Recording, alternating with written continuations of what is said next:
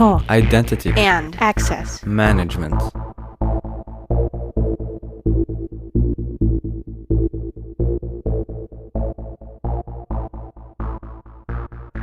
Welcome to the Identity at the Center podcast. I'm Jeff, and that's Jim. Hey, Jim. Hey, Jeff. How you doing? All right. I'm good. Yourself? Living the dream, baby. I can't believe it's already the middle of June. I know. We had weather in the 70s this week. It was fantastic. Yeah, and that was in Georgia, right? So, and I'm in the Chicago area. We had some fantastic weather too. So it's been quite nice. Yeah, you don't get this every year, so you got to enjoy it while it's here. Plus, we're home because we're not really traveling right now. So, that's even better, I guess. And I spent the last, 15 of the last 20 years complaining about how much traveling I do, and now I'm starting to really miss it. The heart wanders and Yes. yearns for the airlines and the delicious airline food. Chicken or steak? I will go with chicken. There you go. So today for a topic, we have one that's actually listener submitted. Our friend Andrew C. He writes, as I was listening to your podcast and my current everyday work, I was wondering if you guys would do a podcast on lesson learned from past role mining engagements. Craziest requests, for example, had to figure out how to consolidate up to 400,000 role entitlement combinations, things you could have done differently, and tips for analysts like myself and what to look for or approaches to take, which I think sounds like an awesome topic. What do you think? I think it's a great topic. I mean, every client we work with, they want to achieve this vision of RBAC. There's a couple ways to get there. It's a lot of work. There's a lot of foundational elements, but eventually you end up in this place called role mining, which we're going to get into pretty heavily today. Yeah. And to help us with that conversation, we've brought in another member of the crack Identropian IAM team. He's Helio Gomez, IAM Architect Extraordinaire. Welcome, Helio. Hi, Jim and Jeff. Thank you for having me. Thanks for joining us. Yeah, thanks for joining. Helio, where are you located right now? You're in Florida? I am in Tampa, Florida. Just got back here. Okay. So we're wondering gonna what's causing the spike in cases. Now we know. Absolutely. No, I've been back out here for a week. I've spent my last 3 months in Los Angeles here. So you went from one hotspot to another. Absolutely. So are you a super spreader? Is that what we're saying, Jim? Are we I think so. I think Helio's been going around licking doorknobs everywhere he went. I'm in self-quarantine. So. Well, I'm glad you're able to join us because you've been working on this stuff for a long time, and I think your insight's going to be very valuable, and hopefully Andrew gets something out of this, and other people are listening as well. But before we dive into that topic, just want to make a note that Identiverse started this week. I should be, today's Thursday, actually. So I was supposed to be flying to London today because I was going to cut short the trip because I was supposed to go watch Chicago Cubs play the St. Louis Cardinals in London Stadium in London, but that has obviously been canceled. So quite disappointed about that at this point, but I would have been in Denver otherwise for the Identiverse conference, but now it's all virtual. So it started this week. Listened to a few of the different presentations so far. It's going pretty well. Jim, have you listened to any yet? I haven't tuned in to anything yet, but definitely planning to. I mean, I love conferences not just for the sessions, but for the rubbing elbows. Since we're not rubbing elbows with people anymore, I guess we still have the sessions. So I'm going to get in there and dive in as soon as possible. Yeah. So check out Ian Glazer had one earlier this week, and his big pronouncement was that SAML was dead. And I don't want to go into it because I want to steal his thunder, but he made some good points around it. And give that a little tease in case someone wants to check that out on the Identiverse website. Sounds like we have a topic for a few episodes. Well, yeah, I mean, I wish he had made that pronouncement right before our last episode, which was with Eve, and we were talking about SAML and kind of why it's still important. Well, that's why it's such an interesting topic, because it's a little of a clickbaity headline. Maybe we should have like a versus episode and get Eve and Ian on at the same time. They can just, duke it out over SAML. They're too much friends with each other to duke it out, though. But it would be an interesting dialogue, I think.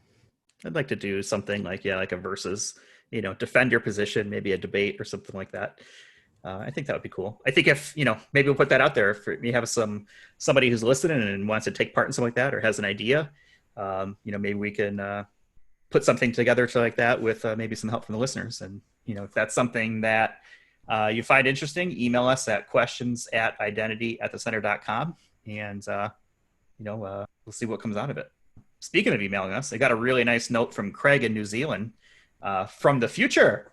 Saying that he's a listener. He's been listening for, the last year or so, which is great. And we're coming up on our year anniversary. And that was a nice thing to receive, especially when it comes from the future. The New Zealand time by zone. the future, you meant it was timestamped June 19th when he sent it from his home.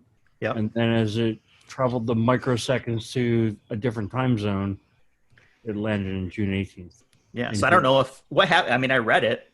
What happens to me? Do I is this a Back to the Future episode? Do I, disappear from the picture, or You've broken the space-time continuum. That's it.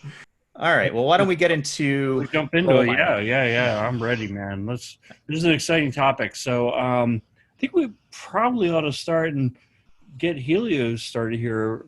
Get him talking a little bit. So why don't we start with just what is role mining, Helio? So I think of role mining as really analyzing the entitlements that you have within your identity system across all of your applications, analyzing those, getting a combination of what may possibly be connected based on different features about the user, different attribute sets, and what possibly could be a role. And then once we take the output of that, we very simply can build our roles off of what we see from the mining out. Yes, absolutely. So it's kind of analytic driven, the systems doing the process to kind of come up with, hey, these combination of entitlements are held by people who have this in common. So maybe these 7 accounts and entitlements belong to 95% of the people who are in the HR department. Would you like to turn this into a role? And then you can apply your human evaluation toward whether or not that's a good idea. Is that what you would say? Absolutely. Yeah. Okay. And what I'd like to do is contrast that with what I call role engineering. And so this is kind of I consider role mining to be kind of bottoms up, using the data to determine a result. And when I think of tops down role engineering, it's, hey, we know that people fit a grouping of they work in HR, and we know that everybody who works in HR needs access to these few systems and needs this level of access. So let's create a role that when somebody new joins HR, we automatically give them that role.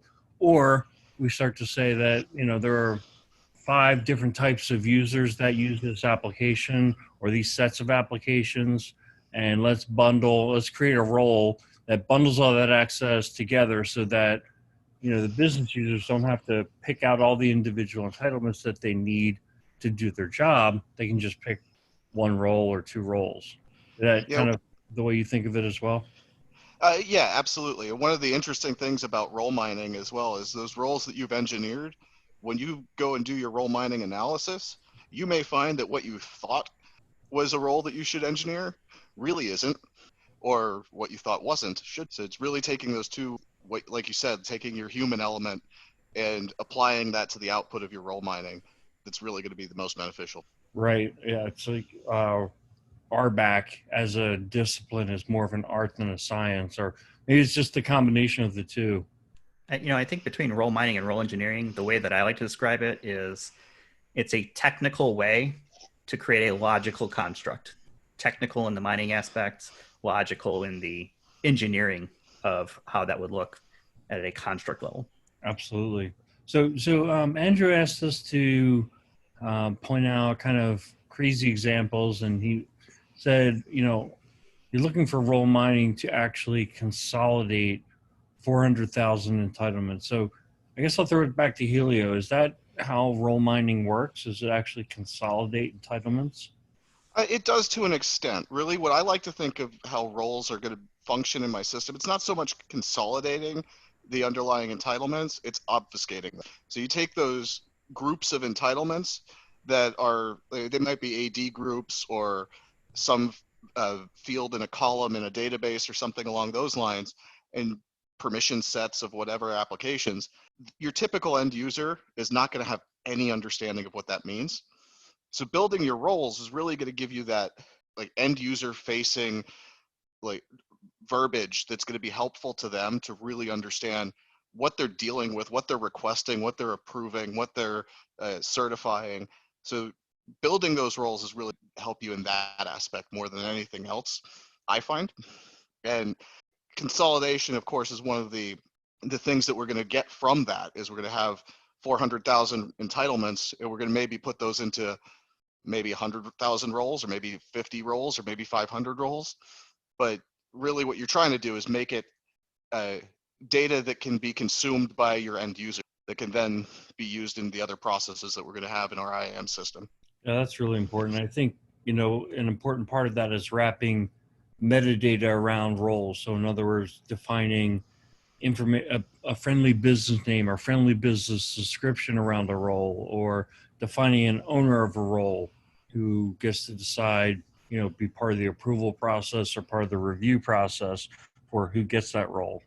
I wanted to make another point about roles, because this is kind of one of the internal debates that I have in my head. A lot of our clients, one of the first things we like to do is take a look at their information security policies. And a lot of times those clients have the principle of least privilege as one of their security policies. And if taken literally, that means that you don't give somebody access that they don't need. Now, if the system does an analysis and tells me that 95% of the people in HR have all these accesses, do you want to give it to the other 5% of people? Say, if I follow least privilege, the answer is no. Or unless it's 100%, I don't want to do it because they don't need it, or they would have already asked for it. They're doing their job without it. So part of me says, if you're following least privilege, don't do that. But then the counter argument to that is, well, should they follow least privilege for every type of access? Or is it a burden on the business now to manage access, and really least privilege is more applicable when it comes to privileged access, or, powerful access, however we want to define that. And I think that's, I guess where I'm coming down recently is that I think is a more appropriate use of the principle of least privilege, is to apply it only for privileged access or administrative access. Jeff, what are your thoughts there?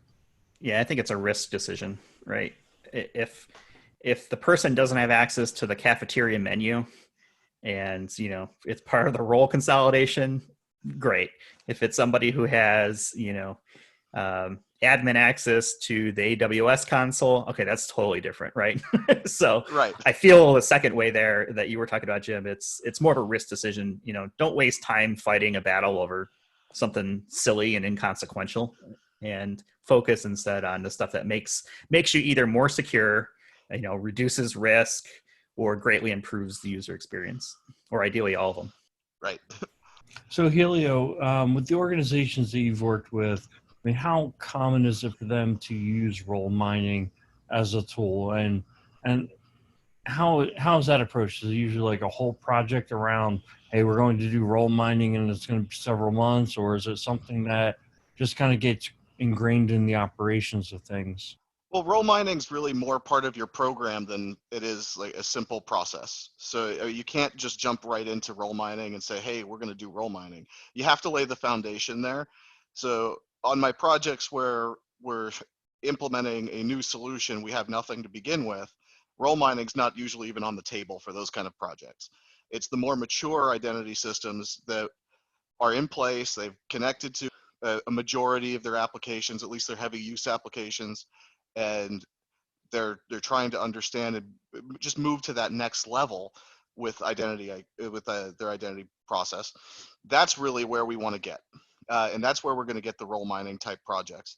Now, with as far as how many of my projects, at least 75-80% have that on their roadmap for part of their Now, are we there yet with all of them? No, but we know that that's where we want to get. So once we get all of our applications in, we're definitely looking down that path. So it is a common thing. We all want to get to that perfect RBAC world where we have everything going through roles, but it's not something you're going to get to on day. Right. Yeah. And I feel like sometimes when we have these conversations, it takes such an identity and access management consultant perspective to these things. So I actually, as you're talking, I was like, we might need to even take a step back and talk about what are roles, because to me, this is one of those terms that, Jeff and I conduct a lot of workshops together. And we get into these conversations, and the word role is used so differently in different organizations. I think this was one of the topics we discussed in a past podcast. But in terms of RBAC and what we're talking about with roles now is kind of the modern identity and governance and administration review of a role, which is that it's a bundle of accounts and entitlements that can span across applications. If you have, if you took like an application centric focus, so in other words, you didn't have a centralized IAM system, that term role still gets used, that I get a role to an application. That's really what we're talking about with role mining, is combining those types of roles or groups, or what I think we've been referring to as accounts and entitlements, and bundling those into a role within the IGA or IAM system. It's kind of a grouping of accounts and entitlements into a bundle. I guess I'm using the term bundle. I'm kind of making that up, but that's still, that's the role that we're talking about, right? Jeff, do you have anything to add to that? No, I mean, I think it's, this is nomenclature, right? You have to make sure that everyone's speaking the same language. So role could be an entitlement, within a system. It could also be a collection of entitlements within a system. It can also be a collection of entitlements across different systems. And I don't think there's any right answer, because every organization has a different number of roles, a different number of entitlements, and a different number of applications. I like to think about it to make it easier to start at a top-down type of approach, where, the question becomes much simpler to ask. Is the person an employee, or is the person not an employee? That's usually a lot easier to answer to me from a role perspective than to say, is this person a level 1 programmer or a level 2 programmer, right? Or something along those lines. So I like approaching it from two different angles, because I feel like there are attribute-based roles, which is attribute-based access control, or ABAC. And then there's role-based access control, right? RBAC, which is typically assigned more at the job function or, job family or job group type. And I like kind of combining the both. I'm an employee as an attribute, who works in Chicago as another attribute, who works in IT as part of security, right? And the combination of those 4 different things between those give me a collection of entitlements, some based on roles because I'm an employee, and some based on roles because I'm in Chicago, and some because I'm part of maybe information security, right? So I think it's important that when you're constructing these, you think about it from what makes sense to the organization. A huge organization with a ton of different departments, locations, user types, meaning employee, contractor, intern, student, however, you may call the different types of people within the organization, will drive a lot of how complex or not complex your role structure needs to be. If you need a lot of granularity, a lot of flexibility, you're going to need to drive it to be more, attribute based along those lines. And then you start to look at the applications on the bottom up to say, okay, we have this new application, and this is the specific permissions or entitlement that go for this specific role. And then you start to do that across applications, et cetera. So I like to tackle it from both sides, but to me, it's easier to start from the top down and figure out what's birthright. What do all employees get? Do non-employees or contractors, they get the same thing? No? Okay, let's move on to the next one. And kind of speaking to the nomenclature thing, one thing I've found in a lot of projects is the word role, as mentioned, means different things to different people. But when you start talking to application administrators using like SAP as an example, what we call an entitlement in the identity management systems in SAP, that is what they call a role. So an SAP role is an entitlement in identity management systems for the most part. So you really need to set down that this is the jargon we're going to use in this conversation at the beginning. Otherwise, everybody will be on a different page. You have to be able to explain the concept, right? Right. Here's what we're going for. Are we all on the same page here? Yeah. And I think that's why I was kind of even pointing out, we're using that term. So from a nomenclature standpoint, we're using that term, how it's typically used in the IGA space. Jeff mentioned, am I an employee or am I program level 1, program level 2? Do I work in the Austin office or in the New York office? Well, you know what? I can have multiple. I have different angles of things of where I work and what role I do within the company. I'm an employee or contractor. I can have multiple roles as well. And I think what we're talking about here is, kind of provisioning of access roles. That's kind of how I think within the governance space is bundling accounts and entitlements so that I can be provisioned that access to the end systems that I need access to. This is something that I wanted to kick back to Helio because, you've been spending the last, I don't know how long. Normally we ask all of our guests, Helio, how they got into IAM. And maybe we should ask that of you, but also I wanted to point out that, you've been focused on the SailPoint technology for the last decade? I've been working with SailPoint for, about 6-7 years now. Okay. And, one of the things that I wanted to point out, because what I run into a lot is, well, first, maybe what you could do for me real quick would be to define, I think they use the terms IT roles and business roles. What are the difference between those two? Yeah, so an IT role is a collection of entitlements. So you have your various AD groups, your SAP roles, privileges from all of your other applications, all combined into an IT role. Whereas a business role is more of a collection of identities. So that could be based off of, to use Jeff's example, you have employees, a business role. You have contractors, they're a business role. You have people with the location of Chicago, that's a business role, and Atlanta and Tampa and wherever else. So your business roles are collections of people. Your IT roles are collections of entitlements. You can assign the IT roles to the business roles. You can assign the business roles the identities, and then to the people, right? And okay, then well, that makes if you sense. have the business role, you get the entitlements of the IT role. I think this is one of the hard things about IAM is that there's so many different ways to take all these words, right? That's the way that SailPoint does it. Absolutely. Is that the way another IGA vendor does it? Who knows? No. Figure it out. Right. There is no standard, I don't think, when it comes to that kind of thing, right? So you have to be able to understand the construct logically of what it is you're trying to do, and then how is the technology going to help you get there, right? Whatever they call it, the end goal is to provide access to the right person at the right time, to the right systems. And if you can do it more efficiently through groupings, right? That's another, sometimes it's a group that's used as the terminology. That's really kind of the end goal. So here's one thing I wanted to point out. So I want to stay on this SailPoint example because I'm sure that it works.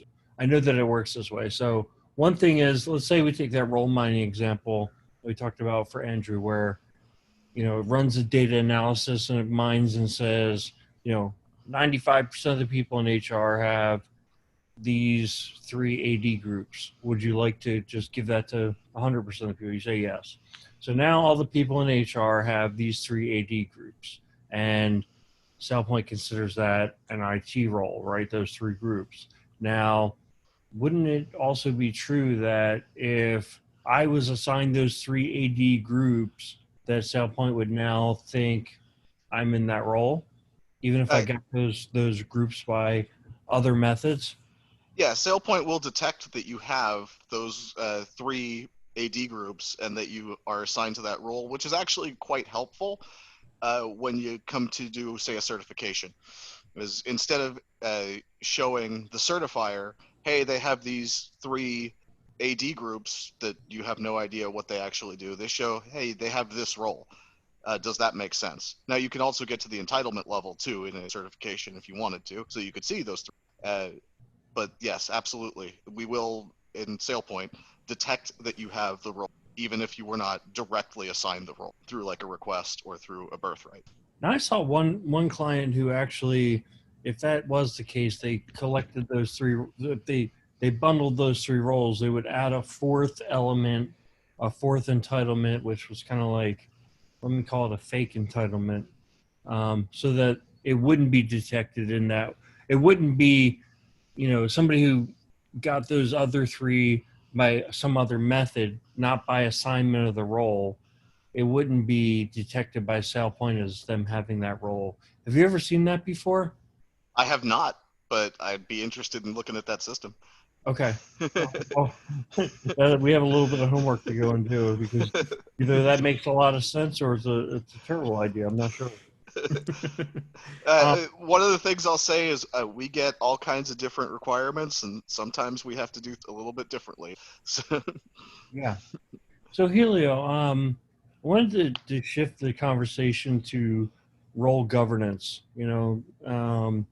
Certification of what a role gives somebody, and then who is in that role. What have you seen? What are the typical processes you see with your clients in terms of, what role governance routines are in place? well, so in using the SailPoint example as well, so one of the things that we're going to want to do is, to your point, maintain that role. Like I build this role through role mining today. That doesn't mean that in 3 months that role is still going to be valid, and in 3 years it's probably not going to be valid. So there are tools to allow us to do that. We can continue to run the role mining analyses. Let's go with analyses. So we can continue to run the role mining analyses so that we can validate our roles that way. But we also have the ability to certify the contents of the role. So we could do what's called a role composition certification, which is typically performed by the role owner.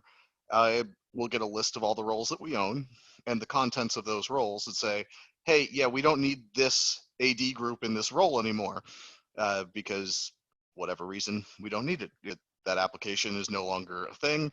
It could be that we don't want to give that access to people in HR anymore.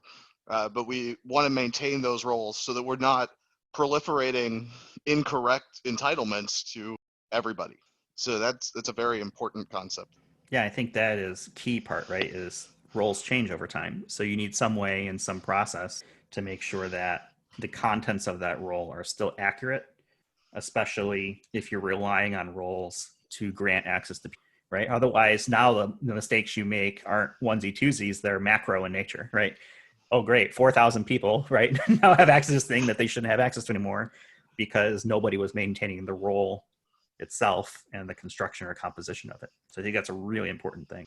And that's one of the reasons that I say that your identity system is not a one-off. It's a program. It's a process. Mm-hmm. You have to keep maintaining it. You need, and that never dies. Preach on, brother. There's one thing that I think that's important is when you're going to, speaking kind of the governance of roles, is that it's a lot easier to not only create but manage roles if you're cleaning up data as you're going along, right? Getting rid of things that you don't need anymore, AD groups that have no members, roles that don't have any members, things like that. So, that's another way to help kind of streamline the system itself, not only from a performance perspective, but from just a reducing the quantity of things to manage, is take a look at the data itself and make sure that you're keeping it clean as you go along, or even before you even get into role, doing a cleanup exercise first before you start building out roles for things that don't exist. Right. I'll tell a lot of my customers, hey, we don't want to do role mining until we've done at least one certification campaign to know that the entitlements the users have now are the right ones. No, there's no point to mining the entitlements if the entitlements are the wrong entitlements. Yeah, that's a great point. Yeah, the thing I was going to add, I think that you guys just made the point of garbage in, garbage out.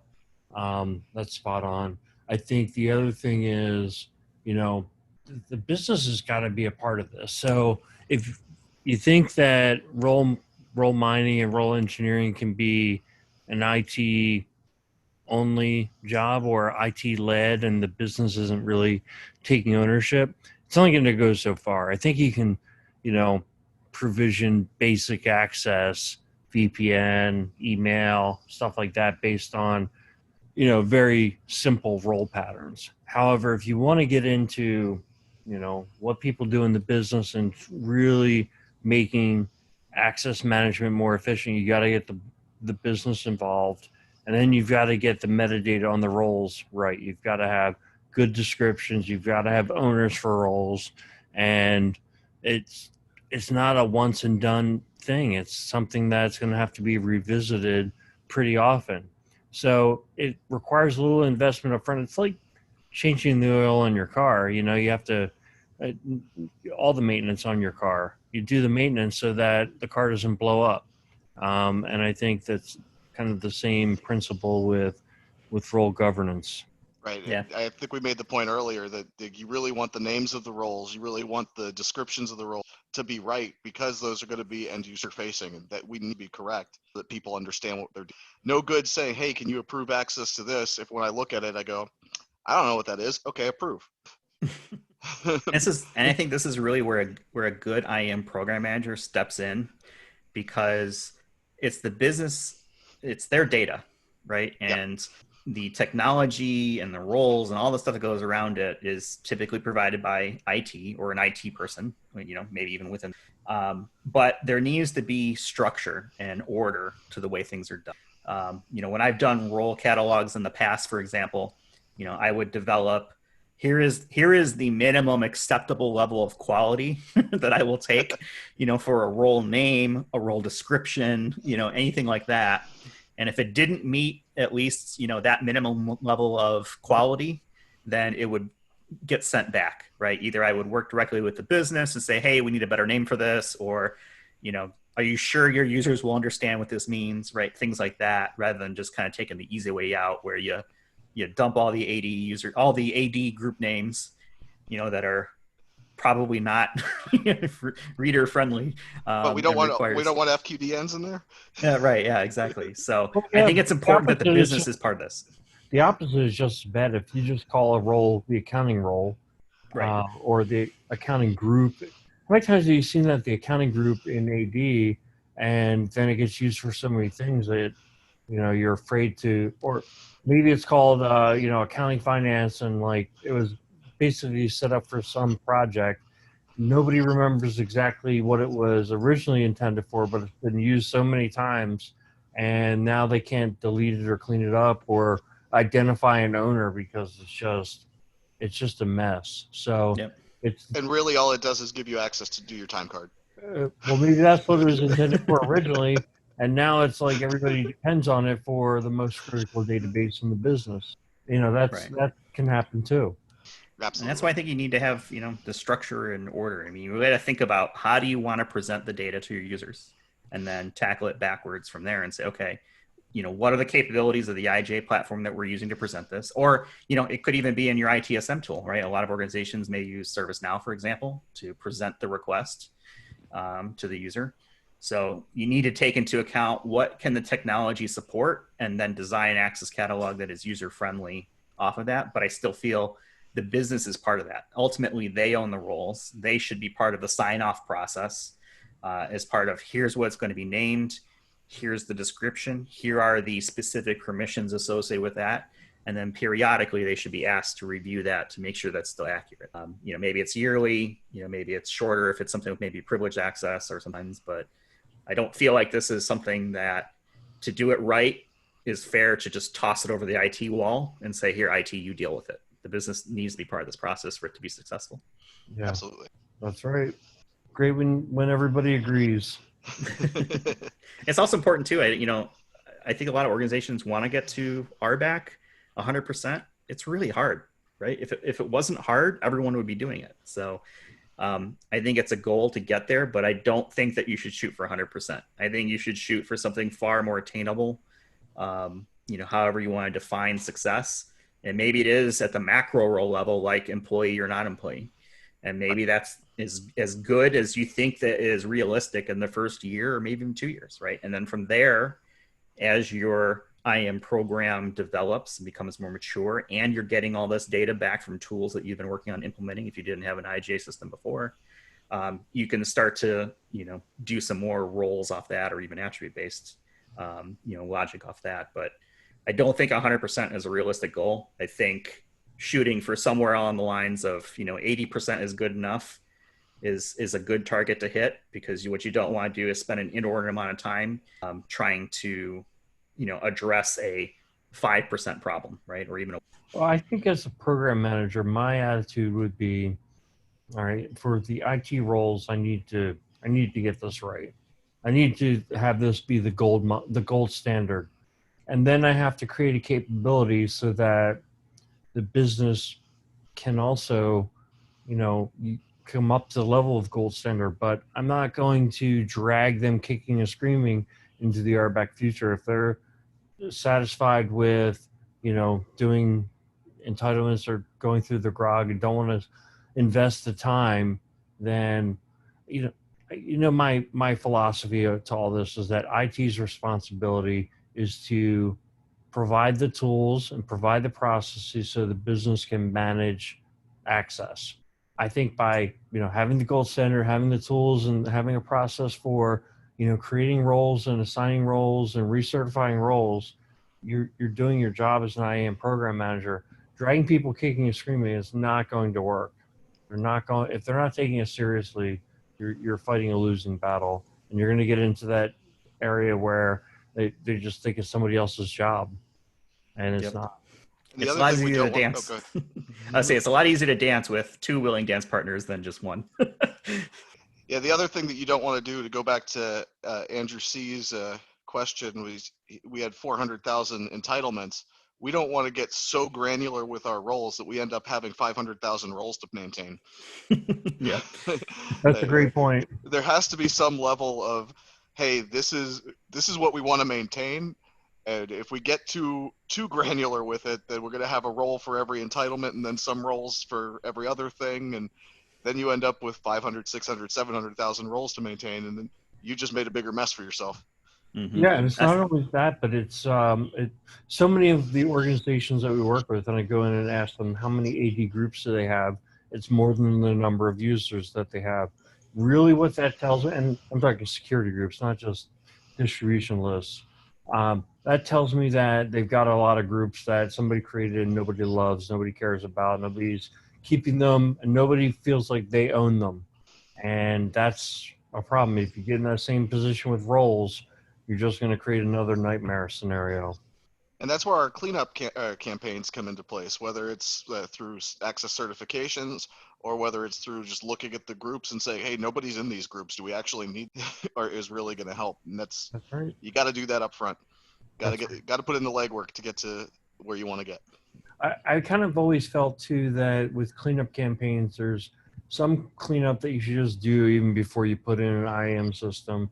And then there's other cleanup that the IAM system through the certification campaigns, for example, can really help you out with. But some of the things like just cleaning up all the empty AD groups, it doesn't seem like you need an expensive IAM system to do that. You can just go through and clean them up. Yep. Yeah. Here's a script to go pull back all the groups that have no members. And if you have an attribute on the AD group for owner and half of them are empty, go through and start filling them in. Otherwise, yeah, who are you going to even send the recertification campaign to? Yeah, absolutely. Having that ownership level, whether it's just for certification campaigns or it's for access review or access requests, having an owner up front in whatever other application we're talking about is very, very helpful. Yeah, it's usually one of the first things that gets asked is okay, who owns this, right? And no time like the present to figure out who owns it, because you're going to need it down the road anyway. So it's a cheap, easy way to get started. Maybe not be easy if you have a lot of them, but it's a cheap way to get started, right? Look through, figure out who owns it, assign de facto ownership. If there isn't any historical record, maybe it's based off a ticket, whoever requested it, becomes the owner. And then the other thing too is maintaining that ownership too over the group. For example, if someone leaves the organization, I had a rule in the past where if an owner left, their manager would become ownership and inherit it automatically until they decided to, who they wanted to delegate it to. That way we always had an owner for, a given group or a given entitlement. And if we can't figure out who the owner is, it's Jim. That's right. Send it to Jim. He'll figure it out. The person in the mailroom, just pick the person who runs the mailroom and assign it to them. All right. Did we cover everything that we wanted to cover today? I feel like we covered a lot of ground. I hope we answered Andrew's question. Yeah, I hope that Andrew feels that way. So I'm sure he'll let us know if not, and we'll be happy to tackle it again. Absolutely. All right. Well, I think we're going to go ahead and leave it there for now. Is there any final words of wisdom that Helio, you, or Jim want to bring up before we wrap up? I'm not a very wise person. So. No, just thanks to everybody who's been listening and sending us mail, that likes the show or questions, and keep them coming because it makes it really easy to figure out what to talk about when we get these types of notes. Really appreciate it. And it's more interesting for you because we're talking about what you want to talk about. So rather than, Jim and I putting our heads together, we'd rather talk about things that are important to folks out there. So be sure to take advantage of that email, questions@identityatthecenter.com, or look Jim or I up on LinkedIn and shoot us a note there. We're happy to engage and we're in the IAM world, just like most of the folks listening, here are. So we appreciate it.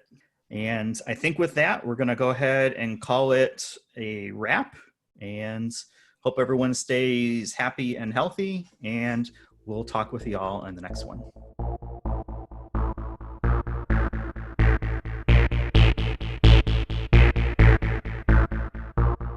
You've been listening to the Identity at the Center podcast. For more episodes, visit identityatthecenter.com.